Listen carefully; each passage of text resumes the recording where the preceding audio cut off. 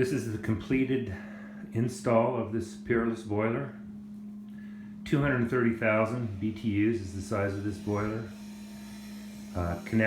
Size to the connected load. And this is a dropped header. If you looked at the earlier videos, you could see how the old boiler did not have a properly installed header. So here we have 3-inch coming directly out of the boiler. Rather than use bushings, I like to use reducing couplings. The manufacturer wants to see two 2-inch risers coming out of this boiler. So here's 3 to 2. We have these 2-inch risers coming up here into a 3-inch header. Over here is our takeoff to the steam. That's 2.5 inch. Comes up with 3-inch, reduces to 2.5.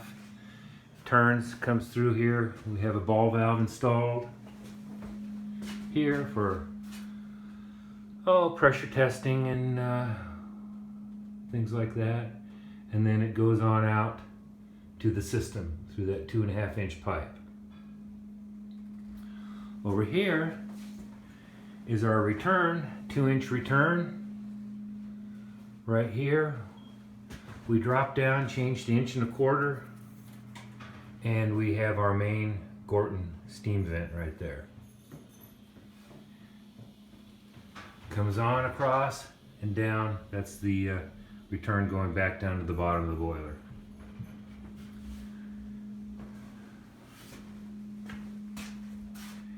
You see it coming back down to the bottom down there. Here's all our controls.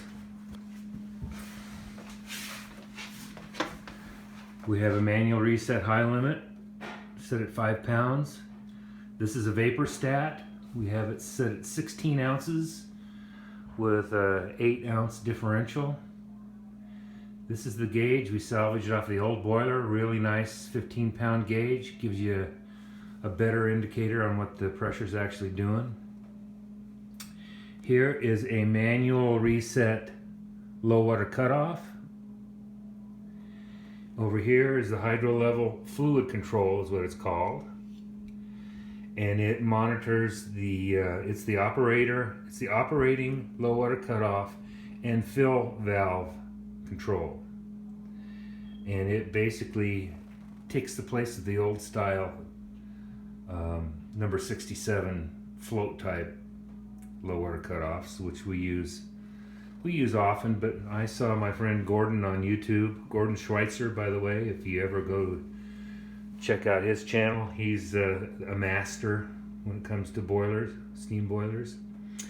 He had one of these on one of his videos, and I thought I'd try it, and it seems to be working. We had some issues with it not playing well with the ignition control inside the boiler.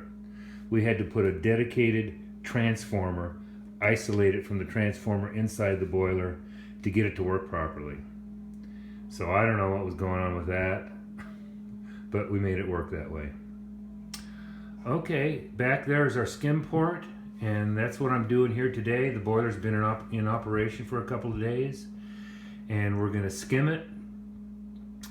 I'm going to start skimming it cold, get it flushed out, and then I'm going to heat it up and skim it with some hot water in it, see if we can get it to clean up a little bit, and then we'll be back 2 or 3 days and do it again, double check, see how it's working.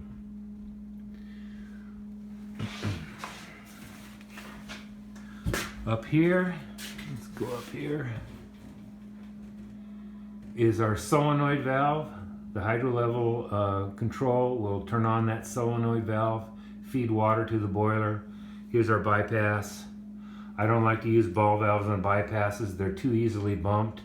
I've had boilers flood from ball valves simply getting bumped and nobody noticed. So I like to use these type.